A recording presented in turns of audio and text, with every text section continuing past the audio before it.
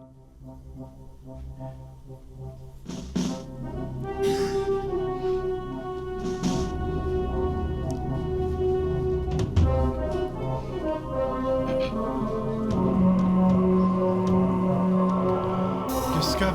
is in the heart of mankind. From our earliest awakenings into self-awareness, we have stretched forth with our curiosity into mysterious realms, often heedless of danger, and today we know much of what passes amongst us on the land. But what of the sea? If nature still has secrets for us, they certainly lie in the sea, and we must reason that unclassified fishes, or cetaceans, or even wholly unknown genera of creatures may inhabit the inaccessible depths of our oceans, and that we shall never know them, unless some accident, however fantastical or capricious, should bring them to the upper level. Likewise, with our fellow humans, we either know them all, we either know all minds, or we do not. I have a wide acquaintance of people all over the globe, and until the year 1866 I should have been inclined to believe that I had encountered every possible kind of man and woman. But in this I would have been mistaken. For in that year I, Professor Pierre Aronnax, made the acquaintance of such a man as I had never before imagined. What motivates a man? What drives him? What could force a man to abandon all he knows to pursue private revenge using and inventing methods never dreamed of? What kind of individual devotes his life to hatred of a third of the earth?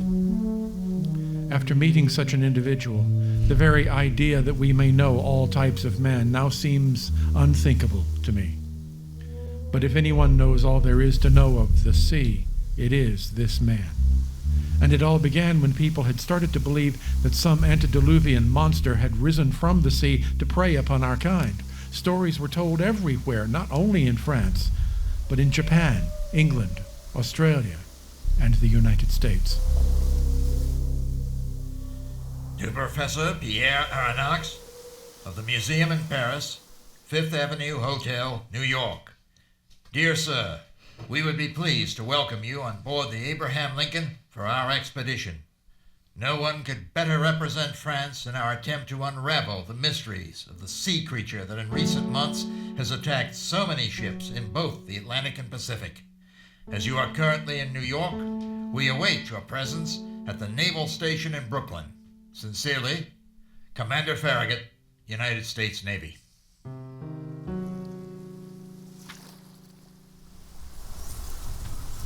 I had no plans to investigate this so-called monster at all, Mr. Land.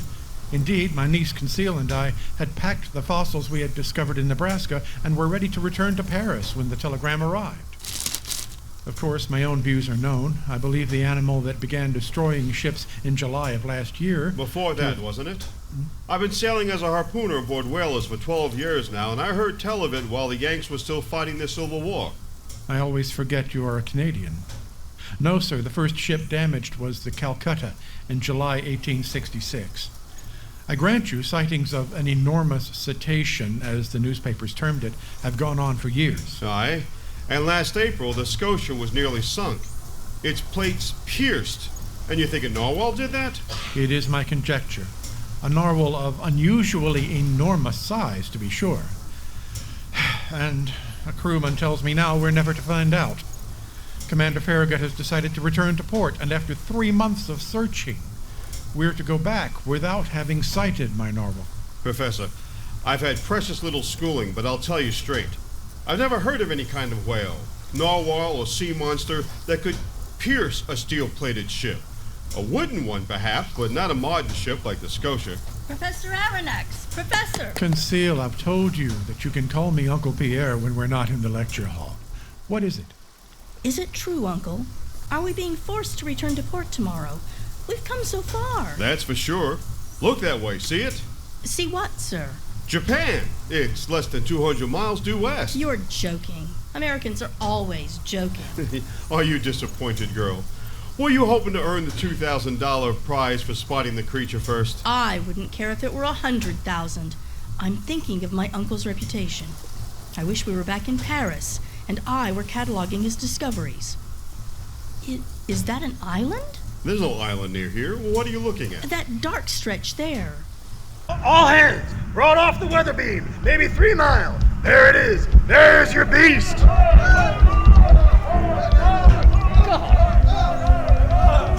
Up belay this rocket! Ensign, my best glass. Here you are, Commander. I have it. I see it. Mr. Land, congratulations. That's our quarry right enough. And almost at the last possible moment. Ensign, get to the bridge and tell the captain to put the helm hard to starboard. I'll be there in a moment. Aye, aye, sir. Commander Farragut, may I ask the favor of borrowing your telescope? Here you are, Professor. Get ready, Mr. Land. We'll see if we can't harpoon this monstrous narwhal. Gentlemen, please excuse me. Don't worry, Miss Conceal. I'll tell them you were the first to see it. $2,000 will buy a lot of pretty hats in Paris. Oh, hats.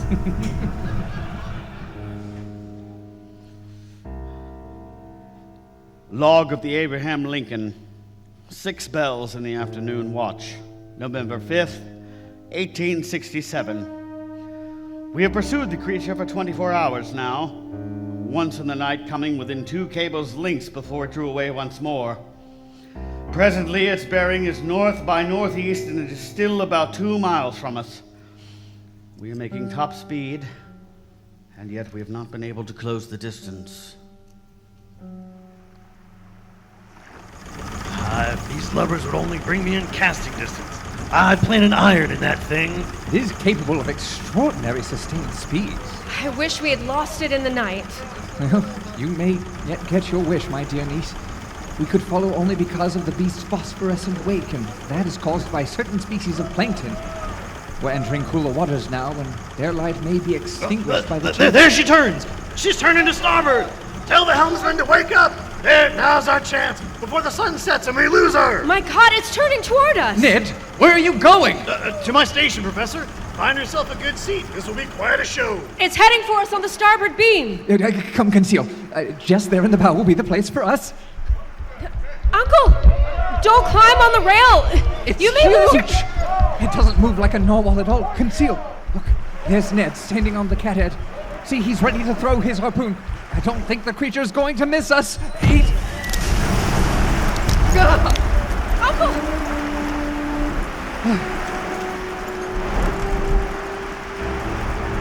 Uncle! Uncle Pierre! What happened?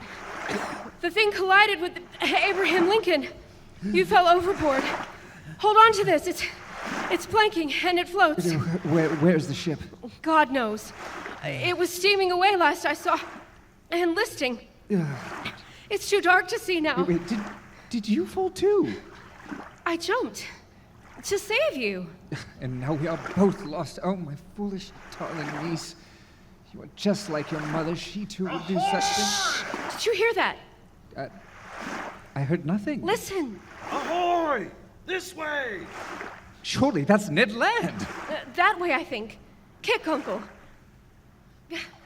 For God's sake, help me kick. I'm throwing you a line. Grab it and hold on. I've got it. Pull us in. We're nearly dead. Conceal? Hang on, girl. Who's that with you? Professor? Here, come aboard. Grab my hand and I'll help. You are a godsend, Mr. Land. What is this? One of the ship's boats capsized? Hardly. This is your narwhal, Professor. But it's artificial. Aye. My harpoon bounced right off just before it rammed us. I fell. Some idiot aboard cut the line, and here I am. But I still have the harpoon. I've found 2 hatches, but they're sealed. Here's one. Don't! Why? Because I might alert the crew? I'm trying to alert them. If we stay here all night, we'll die. We're barely awash. A submersible craft, but of such great size. I don't like this. So there you are. 4 of you. Come on. Drop the harpoon, Ned. think of my niece. All right. Who are you? Don't you speak English? Parlez-vous français? Sprechen Sie Deutsch? They want us to descend into the craft. And they have the guns. After you, Professor.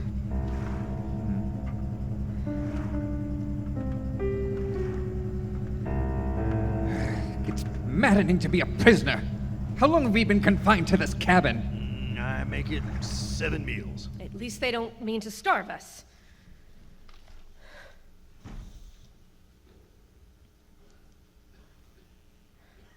The captain hopes you are well. He will see you soon. He requests that you wear these. Clean clothes without any salt. Sweetheart, I love you. Are you the maid? I am the chief navigator, sir. My name is Asnar. These should fit you. These are for you, sir, and these are for you, mademoiselle. Oh. Make yourselves presentable. You have 40 minutes. Adieu. Woman officer. That's a marvel, that is. I don't see anything strange about it. May I use the bath first, Uncle? Yes, of course, of course. Most strange, to be sure. A woman is part of the crew. I agree, Professor. Oh, not that, Mr. Land. Asnan. It's a Basque name. Most peculiar.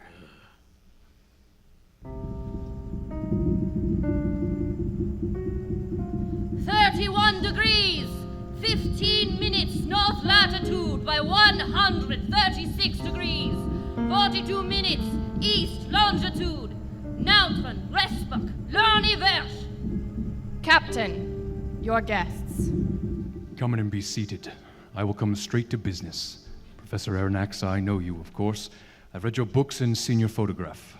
I've also come to learn through my own researches that you're accompanied by Christine Conceal, your niece, as well as your assistant and secretary, and by Ned Land, of Canadian origin, harpooner aboard the frigate Abraham Lincoln. It is so, sir. Sir, I confess I hardly know what to do with you. My first thought was simply to give the order to submerge and leave you on the surface of the sea. Your presence has severely troubled me. Oh, it has not been intentional, sir. Oh, not intentional. Then the frigate Abraham Lincoln pursued my vessel by accident, bounced cannonballs off her hulls by chance, and had Ned Land attempt to sink a harpoon in her by mere happenstance. Why, we thought this thing was some kind of sea monster. We didn't know it had a crew of men and women. Then, undoubtedly, had Commander Farragut known she was a vessel and not a sea creature, he would not have pursued us. Your submarine machine, sir, has caused destruction and death among the sailors of the world and excited the attentions of 2 continents. We believed it to be a sea monster and pursued it in that belief. By what right do you attack and sink peaceful ships? I would remind you that nothing obliges me to show you hospitality. I have renounced society. I disdain its laws, and they do not constrain me. At this moment, if I wished, I could place you on the deck, submerge, and leave you to die without a qualm. That would be barbaric. That term does not offend me. I am not a civilized man. No. After much deliberation since you came on board, I have decided to extend to you the pity that every human life should deserve. Fate delivered you into my hands, and you shall remain on board my vessel. You have your freedom on a single condition. You will not interfere with me or with my crew, and will submit to my orders. What do you mean, freedom? Do you plan to put us ashore? No, Mr. Land. I mean the freedom to come and go throughout the vessel. That's all. At times, I may have to restrict you to your cabins, and then you must be patient. Most of the time, though, you will be treated as though you were members of the crew. This freedom you speak of is nothing more than what a prisoner might have in pacing his cell. It's not enough. Every prisoner has the right to try to escape. You shall have that right, Mr. Land, and I shall have the right of the captor to destroy you if you are caught in the attempt. Before we agree, I'd like to ask you, you mean we will be able to come and go wherever we want aboard this submarine? In all things, we'll be the equals of the crew? Yes, with the proviso that if it is necessary, I will confine you to quarters occasionally. Maybe for a few hours, maybe for a day or so. I see. May I keep a journal? Bravo, Professor. Always the man of science. No. Yes, I do not think your journal will ever be published, but for your own satisfaction, certainly. Let me understand you, Captain. We're free, you say, but we'll never see our countries, our families again? Never, Mr. Land. But you'll come to see that this is not so great a calamity as you now believe it to be. I think we should agree to abide by the captain's decision. I agree, sir. I'll never give my word of honor not to try to escape. Mr. Land, I did not ask you for your word of honor. Well, all right. It's a matter of choosing life over death, I suppose. I'm in. And Conceal and I agree as well. But what shall we call you? Sir, I am nothing to you but Captain Nemo, and you and your companions are nothing to me but the passengers of the Nautilus. You will be assigned cabins near each other and on the same deck. Now, Monsieur Aronnax, I shall make your stay aboard the Nautilus less of a burden immediately. Through that door is my private library. In it, sir, are your own works about the sea and many other learned volumes. In time, their assumptions and speculations will not enlighten you, Professor Aronnax, but they may amuse you as infantile mistakes. I tell you now, you will never regret being aboard. My dear sir, you are going to discover marvels that no scientist on land has yet dreamed of.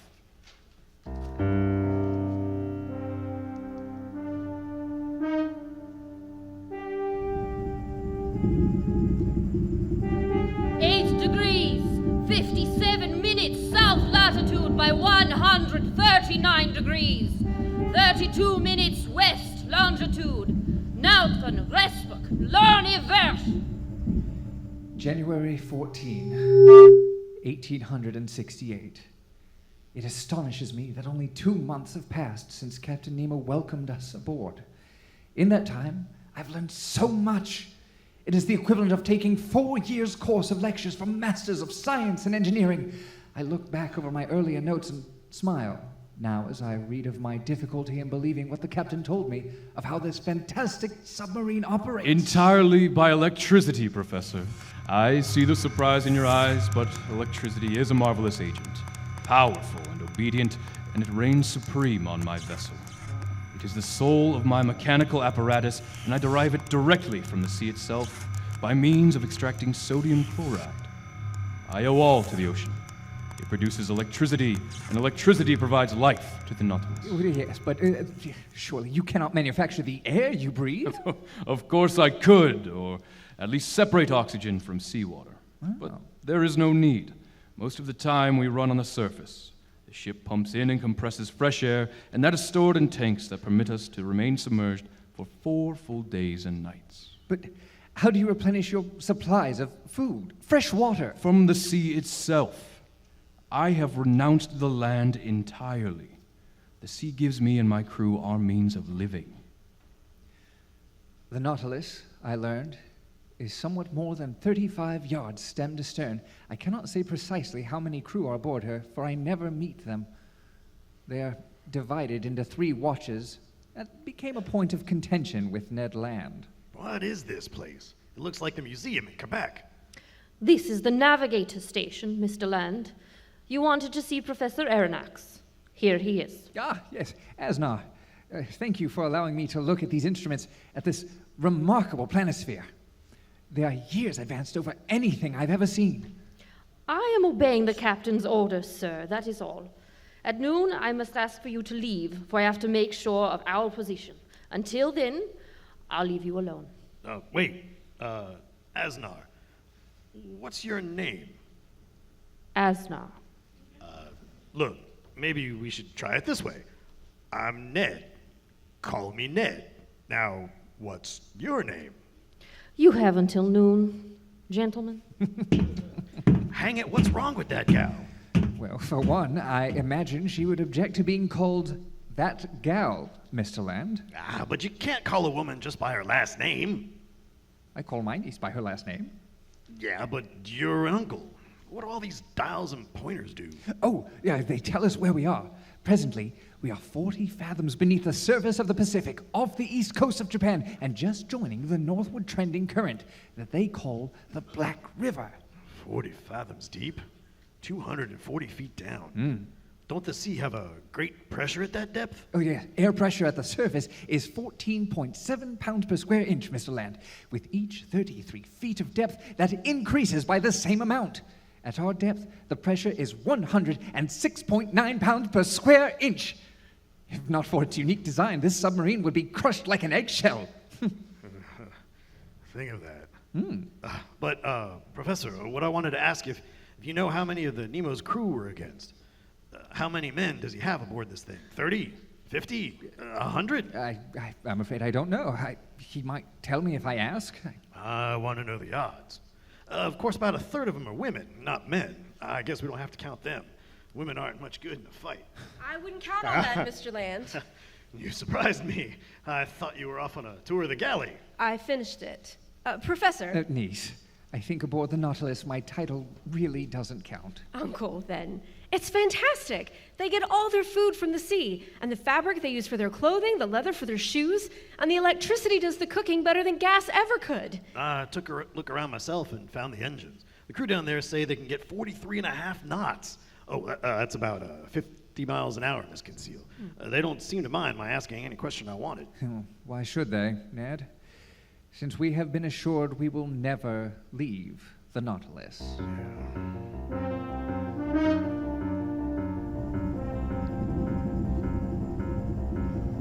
16 degrees, 4 minutes south latitude by 164 degrees, 32 minutes east longitude. Nauten, Respuk, Lerni Versh. Uncle, every day Asnar mounts the top deck, announces our position, and says those funny words. What do they mean? You know, I don't know, Conceal. I keep meaning to ask the captain, but I haven't seen him for days.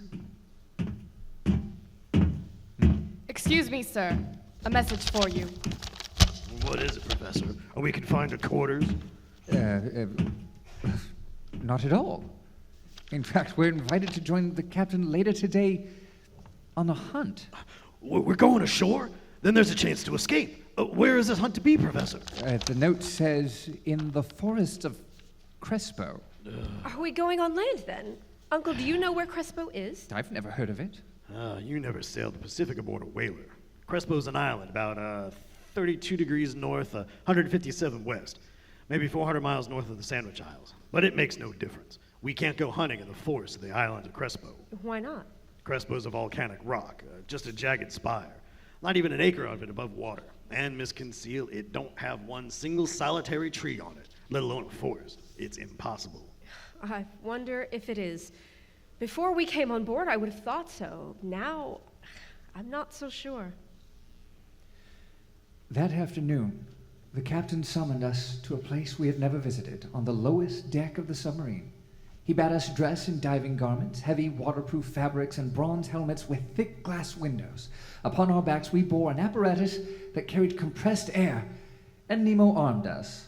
Well, after a fashion. I can't hardly move. These boots weigh a ton. They will be lighter once we are outside, and they'll prevent you from floating away. Floating? But we're going on a hunt. How can we fire guns underwater? These guns are powered by compressed air. Ingenious, sir, but I cannot imagine that their range could be very far. We'll be firing into a fluid that is 850 times as dense as air. On the contrary, sir, their range is sufficient, and with careful aim, every shot that contacts the target is mortal. But how? Electricity. Electricity? Did I not tell you it was the heart and soul of my vessel? The shot fired by these guns are little cases of glass, which I have in large supply. The cases are covered in steel and weighted by a lead pellet. Into these I force electricity at a very high tension, and at the least impact they discharge into their target, instantly killing any animal it touches. Astounding! Pamir, flood the sea lock. Aye, mon capitaine.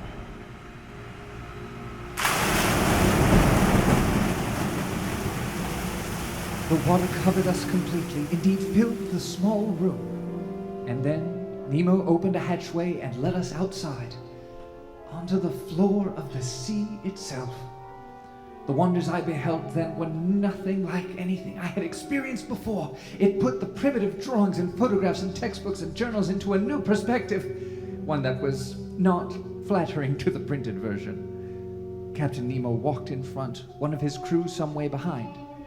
We were 20 fathoms below the surface. The amount of life we observed would have taken me years to catalog. The plants were a rainbow of colors, a kaleidoscope of shapes, a range of sizes from miniature to gigantic. And the fish, they had taken refuge in this undersea grassland and jungle combined into one, and teemed and swarmed in every shape imaginable. The sand beneath our feet was fine and shifted easily. It wasn't like walking on a beach. When I looked up, the surface was like a silver mirror. I wished I could go through it and back to shore. My boots weighed me down in this infernal abyss, chaining me to my captivity. As I looked about, I saw the sun's rays stream from the surface, illuminating magnificent rocks, encrusted with small animals and bristling with multicolored plants like a beard. As the light touched them, the water refracted into its spectral colors, and the flowers, rocks, plants, shells, and everything else became ringed with a perfect aura of green, yellow, orange, violet, indigo, and blue. We saw anemones, prickly fungi, sea stars with their rays splayed out widely, and other flora and fauna of the sea that defied immediate categorization. All this and more we observed over a quarter mile following Captain Nemo, who urged us on with signs, but who showed no signs of stopping. At length, we came to a waving mass looming before us. It was the forest of the island of Crespo. The forest I saw now was made up of kelp, enormously long strands of it, as many as 300 feet, coiling and waving. As we entered the forest, I noted distinct types of kelp, although identifying individual species was not possible with the time we had available, nor was it the purpose of our mission. The underwater trees stretched and reached, coiling up to the surface to reach the energy of the sun, and I find myself jealous of their ability to strive as high as they did. Nemo clearly saw this as his own domain, considered that he had the same right over it as the first man had at the dawn of the world. And we hunted fish. Poor Ned missed every shot, but I bagged two. An unknown species of Cirripictes, very large, and young Thunus. And then the captain indicated that it was time to return. We had been walking for well over 2 hours, although it seemed like only a few moments. He led us back to the Nautilus, where we stepped into the waterlock again. The heavy door clanged shut, and the pumps removed the water.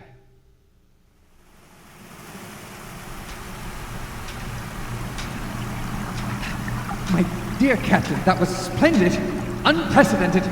I have a specimen of fish entirely unknown to science here, concealed. Tonight we dissect and classify. May we do this again? In the next weeks, we shall have no opportunity of stirring outside the vessel, Professor. However, you may make yourself at home in the observation salon, just beneath my sleeping quarters. Through the ports, you will see many strange new sights, and many of them will be, as you say, entirely unknown to science.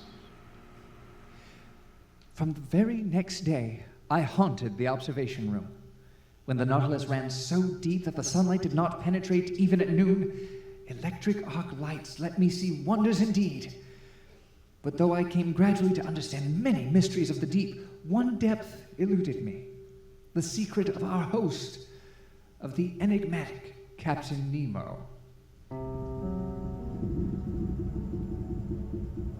10 degrees north latitude by 135 degrees east longitude. Nauten, Respach, Lerne Versch.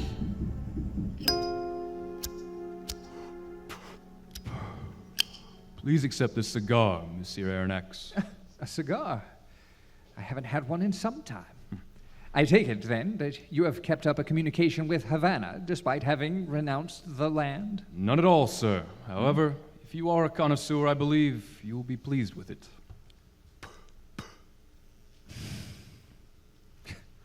It is excellent, sir. But it is not tobacco. Oh, no. It is a kind of seaweed rich in nicotine. The sea provides, although in this case, I confess sparingly. I would like to thank you again for the use of your library and observation deck. The volume of material you have placed at my service is truly staggering. 12,000 volumes, Professor. These are the only ties that bind me to the earth. On the day when my Nautilus plunged for the first time beneath the waters, I bought my last volumes, my last pamphlets, my last papers. From that time, I prefer to think that men no longer think or write. You do not return to your original home even periodically? Never. I admit to the sin of curiosity, sir. You must suffer from it, I fear. Yet I will tell you this much. I was born into a family of considerable wealth and influence. They educated me abroad. In fact, I attended schools in 5 different European countries. And while I came to appreciate facets of their civilization, I came to despise their rapacity and their eagerness to wage war on their fellow creatures. Well, as a natural philosopher, I deplore violence myself, sir, of course. Yet some wars surely are necessary. Not wars that subject one people to another, sir. Not wars to build empires on the backs of whole nations.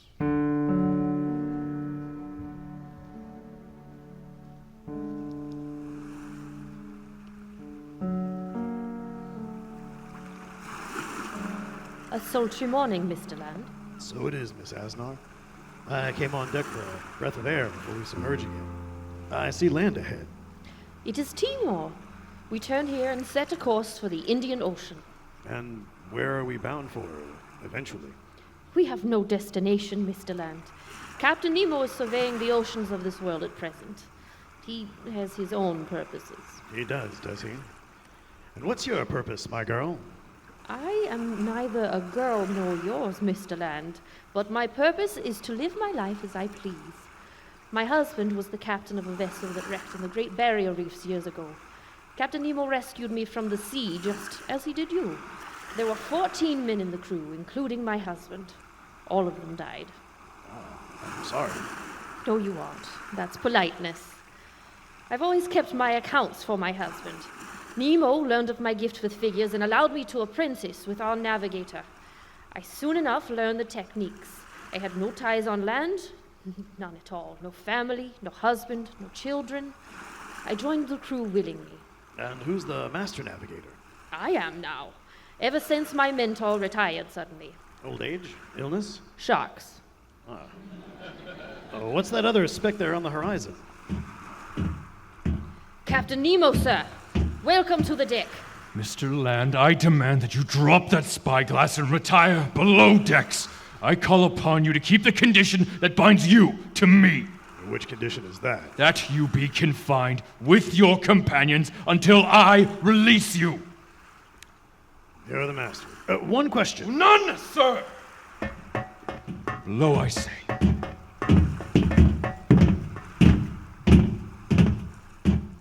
Ned, I see you got the word that we are confined for a short while. Come, join Conceal at me at breakfast. Breakfast? How can you eat at a time like this, locked up like a thief in a cell? Captain Nemo did make clear that he reserved the right to put us away at any time he saw fit. He also made it clear that we would suffer consequences if we did not comply. Please, Ned, come sit down and have breakfast. But that doesn't... Ned did join us, but we felt increasingly lethargic, and all of us soon fell asleep. I believe the captain had some soporific agent mixed in with our food. The next day, as I awoke, I found myself back in my usual quarters. I emerged and made my way to the library to find Captain Nemo. Professor Aronnax, you have a medical degree, do you not? A degree in physiology, and I'm well acquainted with anatomy. I have performed emergency surgery, though I am not a practicing doctor. Mr. Nagatu, you have command until I return. Continue with repairs. Aye, sir. Come with me, Professor. Will you tell me what happened? This man is injured. May I speak to you in the corridor, Captain? You may speak freely. This man does not speak French. How is it with him? There is no hope. He'll be dead in minutes. It's a severe, depressed fracture of the skull. I mean, if you have a surgeon... That man is our surgeon. I am truly sorry. As am I. I never learned his name.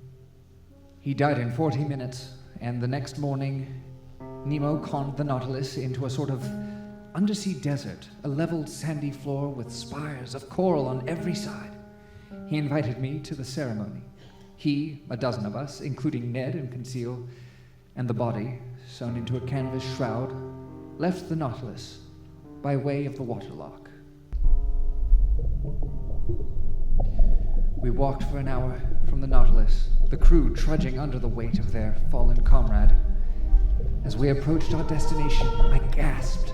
A perhaps unwise excess use of my air, but I could hardly be blamed as the sight before me was entirely unlike anything I could have possibly imagined. The forest of Crespo, as magnificent as it was, could not compare with the glorious coral reef with which we were now faced. Here the ground underfoot was grainy, fragments of coral, not sand, and no seaweed reached up to the surface. Instead, coral was everywhere, with small fishes hovering and darting over it. What I saw convinced me that if I were to devote my entire lifetime and the lifetimes of all my relatives, children, and their descendants to cataloging the living things of the sea, it would still not be enough. There could never be enough time to properly describe and categorize even a fraction of the creatures and plants that must reside in the depths, if this small reef was anything to go by. Captain Nemo stopped. My two companions and I watched as the crew members formed a semicircle around him, and then one of them began to dig with a pickaxe. The ground around us showed signs of this having been done many times in the past. Corals filled my vision, dancing before me as hundreds of tiny living things.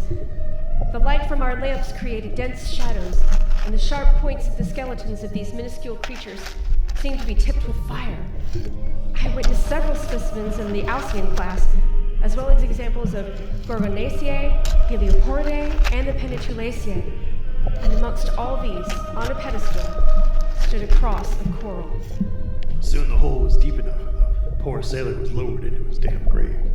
Captain Nemo, his arms crossed on his breast, knelt in prayer with the rest of his crew.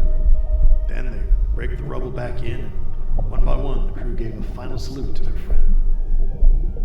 At last, the funeral procession began the long journey back, and we reboarded the Nautilus.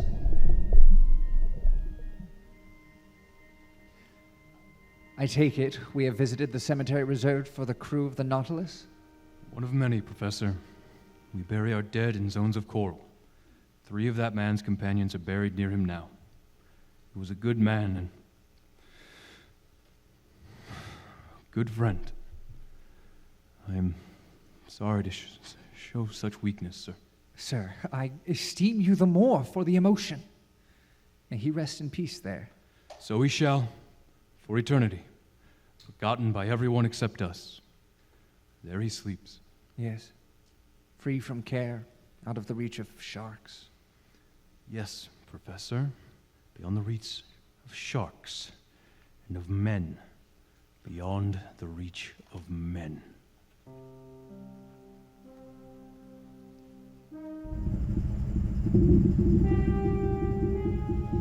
"9 degrees, 4 minutes north latitude by 83 degrees, 54 minutes east longitude, Nautron, Respach, Lernie Verge." February 20, 1868. We have traveled more than 8,000 leagues aboard the Nautilus. And in that time, I have identified 9 new species of bony fish, 15 of cephalopods, and I believe I have seen in the distance a cetacean unknown to science. Today, we ride on the surface not far from the island of Ceylon, though it is not visible. Yesterday, Ned Land approached me with an eager proposal. I hear from Miss Asnar that we're awfully close to India, Professor. There we can find civilization, railroads, if we can overpower one. The captain has told me we are bound for the Atlantic, Ned. Be patient. A railway in Spain or Italy would be more to our purpose than one in Bombay. Easy for you to say. You like this aimless cruising. Me, I see it as a prison. I want to be ashore again. Tomorrow, Ned, we are at least going to walk the seafloor again. Captain Nemo has proposed to show us the great oyster beds near here. When the season begins in a month, the Gulf of Mannar will produce more than 100,000 of... Goodbye, Professor. This time, we did not leave directly from the Nautilus. The launch carried us about 5 miles, and from it, we descended along a line to an endless bed of oysters. Nemo led us, showed where to pry loose some oysters likely to bear pearls. In a grotto, he revealed an enormous oyster which opened its valves widely enough for me to glimpse a perfect pearl the size of a coconut. But Nemo left it to grow year by year, layer by layer. As we stood in shifting ripples of sunlight, he pried open some oysters and took from them more than 20 fine pearls. Then we headed back toward the launch, but Ned Land suddenly pointed. A naked human figure was descending from the surface, weighed down by a stone. Nemo signed for us to be still and watch. I understood then. It was a Sinhalese oyster fisherman trying to get a head start over his fellows. He had time to pry up only a few oysters when an ominous shadow fell over him. A black-tipped shark of enormous proportions. Nemo attempted to drive the brute off with his knife, but the creature turned on him. Then Ned Land closed in with his harpoon, and it was over in a second. Nemo seized the drowning diver and put over his mouth and nose an emergency breathing mask fed from Nemo's own air tank. We hastily returned to the launch, and before long we had also returned the unconscious diver to his own small boat. He's beginning to stir. He'll recover in a minute or two. You shall leave him. I will also leave the poor man with his bag of pearls. I count 21 in all. Hell, why not? We don't have much use for him in prison. But, Captain, why are you so generous with this stranger? Because his homeland is a nation subjected to a foreign army, Mr. Land. I regard him as kind of a cousin. Let us go. Set the sail. Aye, Captain. All in a little. We should be back at the Nautilus within the hour. Mr. Land, you saved 2 lives. The fisherman's and mine. It was in revenge, Captain. I owed you that. Yes. And that brings us up to date on the periphery of the Indian Ocean conceal. Today, we begin our observations in the Red Sea and then the Persian Gulf. Uncle Pierre, may I ask you a non-scientific question? Oh, certainly. Christine. Is Captain Nemo mad? Mad because he detests subjugation? Because he believes that the downtrodden should have a chance to rule themselves? Because he thinks women should have all the rights of men? No, Christine, I don't think so. He's a man who has suffered some great tragedy. It turned him away from the surface and from his fellow man. Ned thinks he's crazy, Uncle. He says if we continue through the Persian Gulf, we'll go aground. Before long, the canal at Suez will be finished, but even if it were already open, the Nautilus is too large to slip through unnoticed. This much is true, although I, of course, admire the work that has gone into the canal. But we shall not be using it. Hello, Captain. How is it with you today? It is well. I look forward to being able to show you the Port Said in the Mediterranean within the hour. Within the hour? This surprises you. It shouldn't, all things considered. But within an hour? The Nautilus shall have to proceed at a frightful speed to round Africa and the Cape of Good Hope. We shall not be rounding the Cape of Good Hope. We shall be taking an underground passage which I discovered and which I call the Arabian Tunnel. Come, join me at the window. Yes, the water seems very shallow, and the walls of this chasm are uncomfortably close. Shouldn't you be at the bridge? Navigator Asnar has managed this passage before. Oh, good. I have never had the luxury of observing from here, though. Ah, the arc lights are on. We're about to enter the tunnel. And the entrance cannot be easy. Pray be seated and hold yourself firmly in place. This can be a rough passage.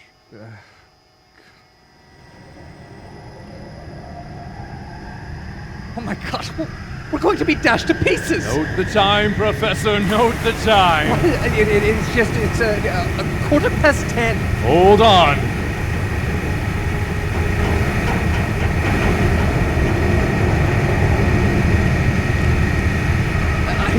I see light ahead.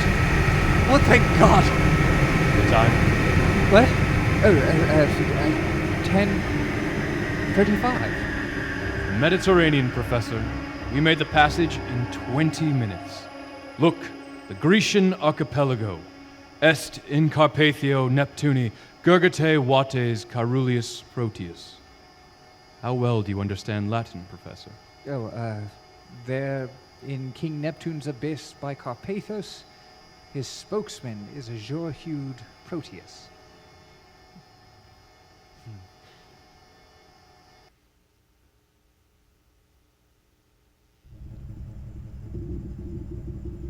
33 degrees, 22 minutes north latitude by 16 degrees, 17 minutes east longitude, Nautron, Respach, Lorni, Versh. Within 48 hours, we had passed through the Straits of Gibraltar and had emerged into the Atlantic.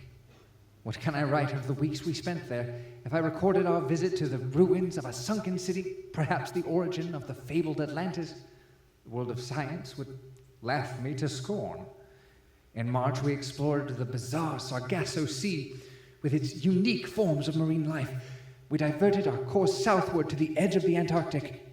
We then coasted up the Americas until in April we found ourselves near an undersea range of cliffs pierced with caverns. Ned and Conseil joined me in the salon as the strong lights of the Nautilus pierced the darkness. I swear, if we ever ran on the surface longer than it took to pump in fresh air, I'd steal the dinghy and chance it, even thousands of miles from land. Uncle, would you check my figures? Yes, let me see. Yes. This looks about right. 18,000 and a bit. 18,000 of what? Distance. We have cruised more than 18,000 leagues since we came aboard. And how many discoveries we've made in all that time. Damn, what was that? It's a cuttlefish, a gigantic squid, and look, more of them! They're attracted to the lights. Where did that one go? It's tangled in the screws. We're capsizing. Everyone who can hear me, secure yourselves. We're going to the surface. This is an emergency. Captain, can we be of help? Anyone who can swing an axe can help. Those damn pulps have fouled our propellers in our veins. We'll have to cut them away. Sir, we're on the surface, but we're listing 20 degrees starboard. Take the helm. Miss Conseil, you remain here. Professor, Mr. Land, come with me.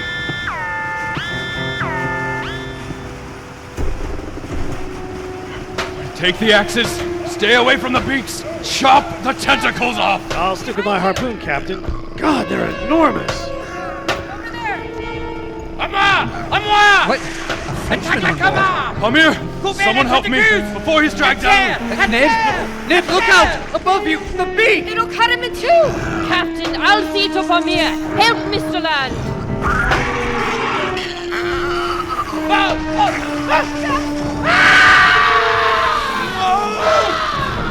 Curse them! They've taken Palmyra and shut it up with their infernal lake. That's the last of them. Help the captain! I've got him. Help me. That's a good shot, Captain. Your debt is repaid, Captain. I owed myself that revenge, Mr. Land, but... Amir. Mr. Makaibo, how do we stand? We killed or drove off the squid, sir. I think the controls are damaged. Amir is lost, Captain. Help me below.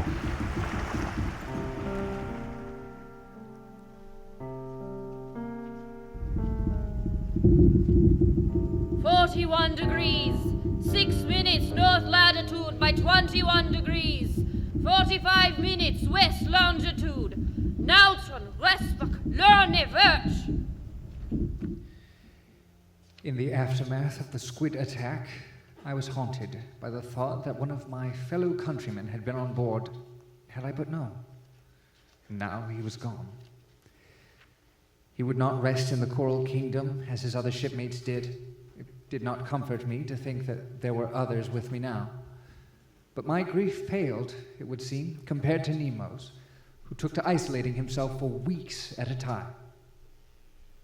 This must come to an end. We've been all over the ocean, but I won't stay aboard any longer. Ned, what would you do? We're far out at sea and do not know our destination. Escape is impossible now. Then let's talk to the captain. Slow as we're going, we've been heading north and must be near Nova Scotia. The St. Lawrence River empties there, and up that river is Quebec, my home. Ned. Sir, I won't stay here, cooped up like this in this tin can. Then you would have me ask the captain for his intentions for us, even though he has made that plain 7 months ago. I sure would. I never see him anymore. He avoids me. Then you should go to him.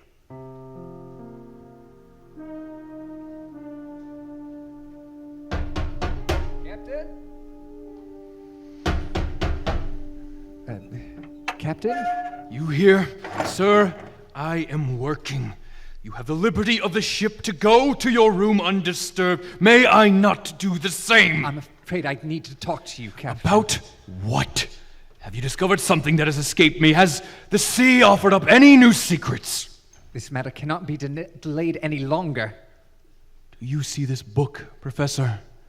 This is the sum of my studies of the sea, written in several languages and signed with my name. And it will not perish with me. In this waterproof case, it will travel the oceans until it is found, after being thrown into the sea by the last survivor of the Nautilus. Thrown into the ocean?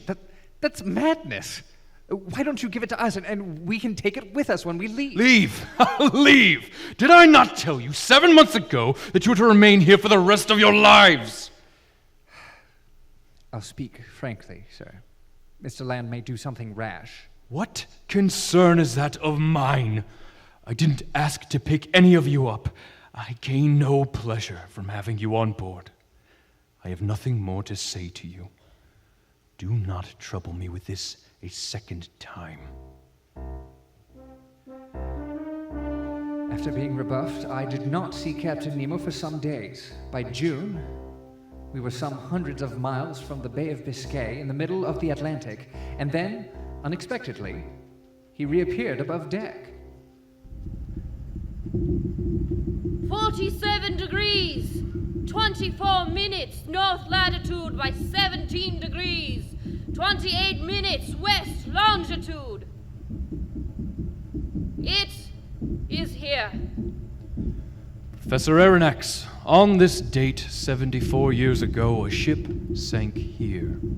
Originally called the Marseille, its name was changed in 1794. On this very spot, it fought heroically against the British and lost its 3 masts. As water rose in its hold and a third of its crew lay disabled, the rest of the 356 sailors preferred to go down rather than surrender. As they disappeared under the waves, they gave the cry of "Long live the Republic." The Avenger? Just so. The warship. Indeed, Mr. Land. Then Farragut must have survived to tell his story. Captain, it's obvious. This ship knows the Nautilus is not a gigantic cetacean, but a ship of some kind. They're hunting you down. Yes. Below hatches, everyone. What nationality? I can't make it out. You had better not knowing, Mr. Land, since I propose to sink it. But think of the human lives, Captain. I appeal to your decency. You cannot do this! I shall do it. And I advise you not to judge me, sir. Fate has allowed you to see what you should never have seen. Below hatches, I say.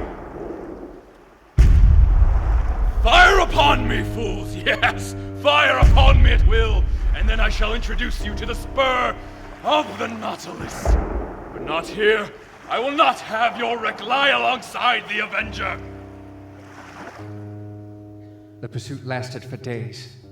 At last we neared the coast of Norway, and I approached the captain to appeal once more to his humanity, to ask him to spare the lives on board the vessel, or at least to put my companions ashore. I was willing to stay, but my hopes were dashed by Nemo's reply. I am the law and the judge. I am the oppressed. I have lost all I held dear, country, wife, children, father, and mother. I saw them all die, destroyed by all that I hate, which is there.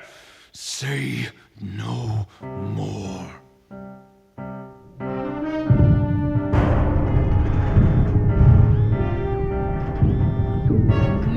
Men!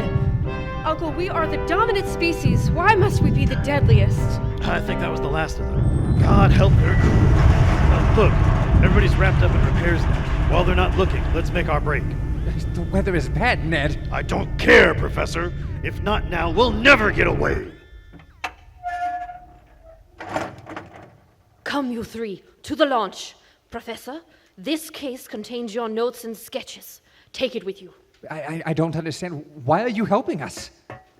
It is not important. You must away before the current sweeps us in. In where? Into the Maelstrom, Mr. Land. The gigantic whirlpool south of the Loffertoden. Then we're abandoning ship? You three are. The rest of us have decided to remain aboard. But you'll all be destroyed. Perhaps. If we can repair the starboard drive shaft in time, perhaps not. Come with us. You don't want to die. I owe my life to the Nautilus. I will trust it.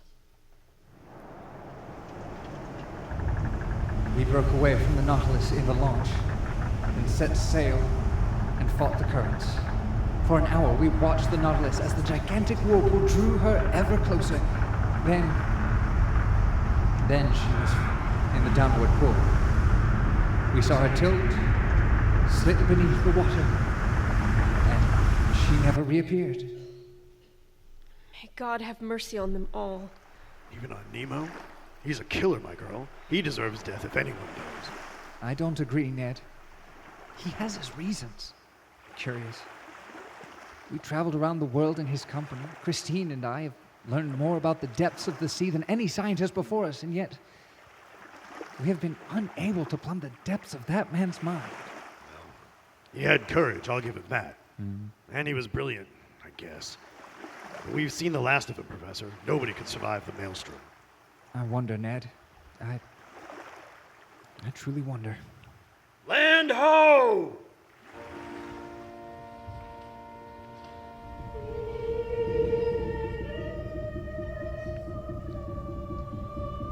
That which is far off and deep beyond soundings, who can find it out? We move within motion aboard the Nautilus. Mobilis in mobili.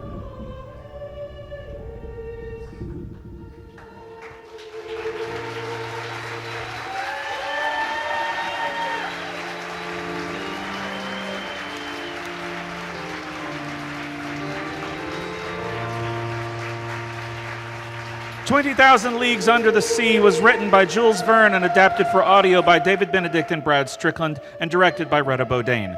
Featured in the cast were the voices of Matt Goodson, Ellie Cook, Adam Ross, Billy Barefoot, Krista Burton, Chris Lohmeyer, Thomas Trin, Thomas Cage, Elizabeth Allen, Brian Smith, and Jeff Kent as Captain Nemo.